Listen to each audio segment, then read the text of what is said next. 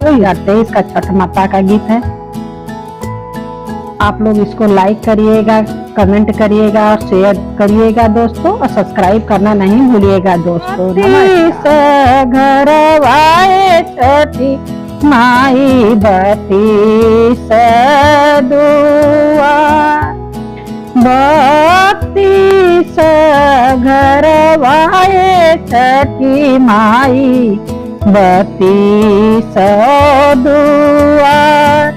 हर घर लिए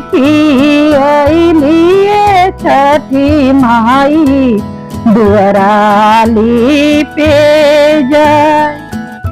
अरे सासू मारे तनवाए छठी माई ननद मेहना, सासू मारे तनवाए छठी माई ननद मेहना।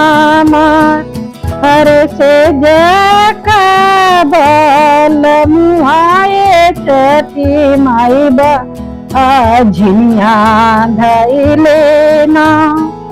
अरे से सजन आए छठी माई झिनिया धैले ना।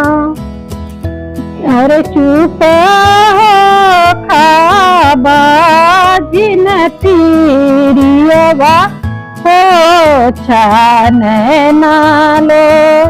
अरे चुप हो खाबा जिन तीरियवा हो छान नालो। अरे अनबन दे बोए तिरिया सजिया सबे। अरे गोदी का बालकवाए तिरिया दास मास। अरे गोदी का बालकवाए तिरिया लगी हैं 10 मास।